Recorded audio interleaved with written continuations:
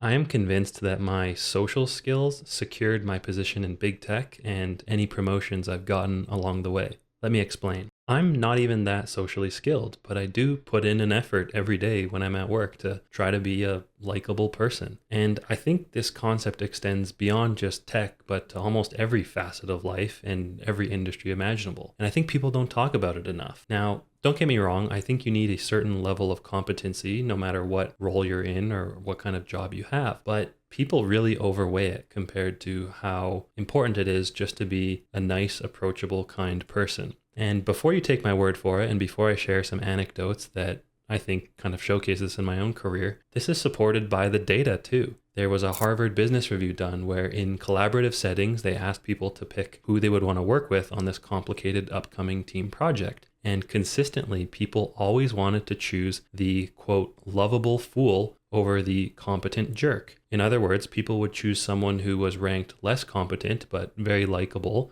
over the cracked, very smart, intelligent jerk who was really hard to work with. And this was shown across industries and across companies that they surveyed, which is fascinating. But it kind of matches, my own experience when I think back to projects I've done at work or university, even before that. I would always rather work with people who were a bit more easygoing or fun or lighthearted, who weren't necessarily the top of the class compared to those who were the top of the class, but you couldn't even look them in the eyes or you couldn't even communicate with them effectively, or they just weren't nice people. So it supports that. And there's been other studies too. There was one done by Gallup on LinkedIn where they did workplace engagement and leadership surveys, and they found that employees who reported that they had positive relationships at work were 7 times more likely to get higher performance reviews by their managers compared to those who didn't. So literally the people who felt like they had better relationships and put in more of an effort were getting compensated higher. Super interesting. Thirdly, there was a Princeton University study on something called the warmth competency bias. People who were perceived as warm or friendly were automatically judged as more capable and competent than those who didn't, even when their actual results didn't support that. What that really tells me is that humans have an inherent bias to rank people who are kind to them or treat them better as just overall more competent in whatever they're doing compared to those who don't. And this is just fascinating, and I think kind of underscores that you don't have to do this to be just charitable, but there are actual tangible benefits to your career and your relationships if you try to make an effort here. I think this is fascinating, and for some reason people don't talk about it in tech, but I want to talk about it more. Now let's talk about some concrete things that you can actually do day to day that I try to do, which will help you become a more likable or sociable person. The first one is audibly repeat back your understanding when someone gives you a task or asks you to do something to confirm that you've properly understood them. You've probably seen people doing this, but it's highly underrated. And I had an example of this just come up last week where my manager said, "Hey, Alex, can you send over the PowerPoint you made to Bob?" And I had made 2 PowerPoints that week, so I didn't know which one the manager was specifying. And I said, "Okay, just to clarify, do you want me to send PowerPoint B, the one about this topic, or PowerPoint A, the first one?" And he said, "Oh, thanks for confirming. I wanted PowerPoint B." And if I didn't just do that little 5-second check, not only could I have done the wrong thing that they weren't actually asking for, because we're not mind readers. People aren't perfect communicators. They don't always communicate what they're actually thinking. There's usually a gap there. Not only would I have sent the wrong PowerPoint, but it would have probably frustrated my manager.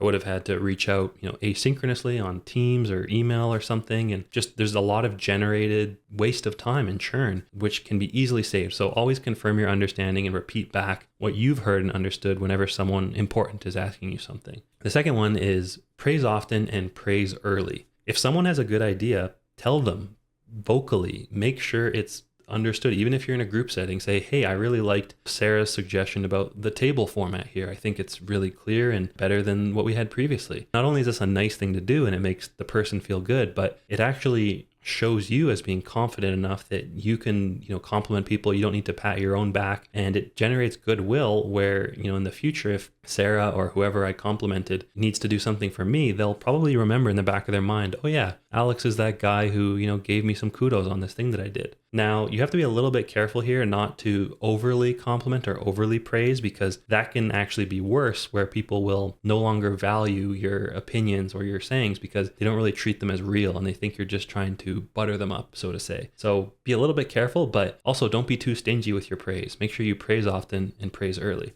The other thing I'll say on this topic is there's always the concept of praise in public and criticize in private. I think that's really good advice if you're a manager or just a general employee. Don't criticize people in public. It's just never a good thing to do. If you have to give someone feedback or have a difficult conversation, try to do it when there's not other coworkers around. Number 3 is admit when you don't know something. No one likes it when someone obviously tries to answer a question or kind of stumble their way through a topic that they don't know. Saying, I don't know, I'll have to get back to you on that is a totally fair response. And in my opinion, executives actually prefer that over someone kind of trying to pull the wool over their eyes. It gives your thoughts and opinions actually more credit when you do express them, because people will know that, oh, Alex, doesn't actually say he's confident about something unless he truly is. He doesn't just say, yes, this is the way it is, which some people unfortunately do a lot. Number 4 is a little bit more niche, but it's really helped me in my career, and I'm a big believer of it. And that is, start sentences when you're having a difficult conversation with I or we instead of you. And the reason for this is when you start a sentence with you, it's sort of very accusatory, and it's instantly putting the other person on the defensive. When I worked at Tesla, I was in charge of validating the firmware for the thermal control system. So we would have to work closely with the hardware team, and when they would implement a new feature, a new piece of hardware, they'd come to us and they'd come to me specifically and say, hey, Alex, can you test this device? And what would happen was there was this one particular engineer, really good guy on the mechanical team, but he kind of started, I would say, taking advantage of me a little bit. I was a new grad, I was fresh. He would come to me almost every day, sometimes multiple times a day, and kind of expect me to stop everything I was doing and work on his particular thing. And the 5th or 6th time that happened within a span of a day or two, I got frustrated and I kind of snapped at him a little bit and said, you keep coming to me with these things that you want me to do, and you expect me to drop everything, and you don't really have any, respect for my time, and I need more bandwidth than this, or I need more heads up. I kind of got a little bit heated and flustered. I did convey, my frustrations, and he kind of acknowledged it and backed off. So mission accomplished from that perspective. But my manager actually overheard this from a couple desks down. It's open office concept. Everyone can hear everything. And he came to me afterwards and he said, Alex, all the feedback you gave was totally valid and fine, and I support you in that. But I would encourage you in the future to just start those sentences with I. Say, I feel a little bit overwhelmed right now.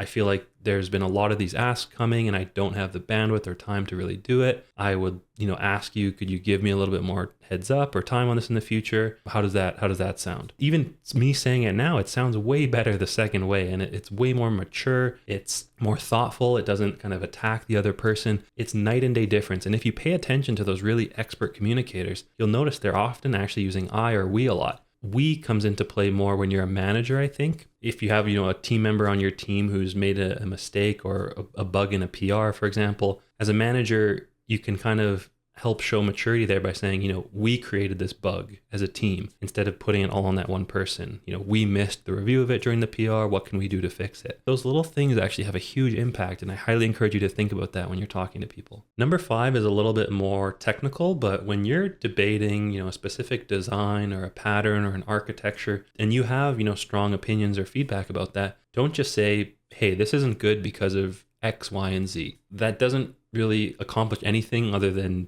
making it known that you don't think it's good for those reasons, and it kind of feels a bit argumentative. The better way to actually probe into those issues is to just ask gentle questions. Especially if this is someone more junior than you, you can say, hey, did you consider if your design will work under this case? And you already know that it won't work under that case, for example. Or, hey, what if the user clicks on this button and you know already that that flow wouldn't work? It's a way to get them to think that it was their idea, that it was wrong, or that they noticed that it was wrong, when in reality, you kind of guided them to that. And people, in my experience, are way more likely to get on board with things or fix them. This comes more from my product management side, to get stakeholder buy-in, as they call it, when you make them think that it was their idea. And this can be incredibly powerful in sort of all facets, like a document review, writing code, a new design. Make people think that it's their idea, kind of subtly plant the idea in a clever way. Usually it can be with asking questions, but there are some other techniques you can do too. Just like the movie Inception, you want to be Leo DiCaprio planting that idea in their mind. Super powerful one. Number 6, start asking your manager whenever you're having a one-on-one or casual conversations, how other people on the team are doing. If they need help, if they're struggling, you can, sometimes you can really show empathy and emotional intelligence by saying, hey, I noticed John seemed a little stressed in the team meeting this morning. Like, how's he doing? Is there anything I can do to help him? As a manager, I think that shows just extreme maturity from that particular member on your team. And it kind of makes them stand out as a leader. I would love to have people like that on my team who are thinking about their other teammates and how they can help. It's hard to do sometimes in a corporate environment if you don't really get that engagement with your team members. It depends a little bit on the culture that's there, but just ask about how people are doing. It can make a huge difference. Number 7, little follow-ups go a long way in professional relationships. And what I mean by this is it takes you 2 seconds to send a little note after someone gives a presentation and say, hey, nice presentation. Or if you weren't in the room, hey, how did that presentation go? It shows that you're thinking about them, you're thoughtful. Those kind of little acts pay dividends over long term for generating goodwill and relationships with other people. And finally, the last thing I'll say is try your best to stay calm in tense moments. This one I still struggle with every time it comes up, but I think it makes a huge difference if you're able to kind of be calm and collected when there's a difficult conversation or a spirited conversation going on. They've actually done studies and people remember how you made them feel under pressure rather than what you actually said. So it's more important that you try not to make people feel like you're attacking them. And this can be hard, and there's obviously nuances here. If you are genuinely being attacked, sometimes you do have to stand up for yourself. But in general, the person who's really calm and collected usually comes across as better in those tense moments. So just to kind of summarize, I think in today's corporate work environment, it is super underrated to try to be a likable, sociable, good to work with employee. And I wish more people adopted this, especially in tech. I think it's kind of pervasive that you always have to be the smartest person in the room. There's been some change in that recently, like in my generation compared to previous generations. I think it's a little bit better, but not where it should be. So I've seen this help me tremendously in my career, and I've seen it help other people. I've seen people get promoted and rise the ranks rapidly just because they're such good communicators and maybe not even the most technically skilled people. But I think at the end of the day, we're humans. We engage with each other, and being a good communicator helps you be a better worker and just a better person in general. Try it out, spend some effort on this, and let me know what you think in the comments.